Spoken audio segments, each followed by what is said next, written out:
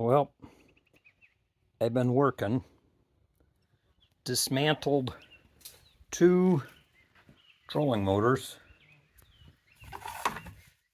to try to make one that works that I can use in the Lund. And this is just did the test run. I haven't fully reassembled this one, but this is the one that I intend on putting on the Lund. It's got the transducer on the bottom of the prop. So here's my remote, and this is speed control here.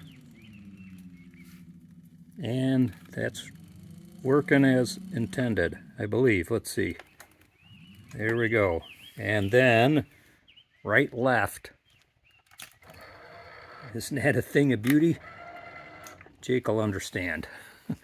So, got to put it back together, swap the mounting bases around, and then should be able to put it back on the boat. Hee hee.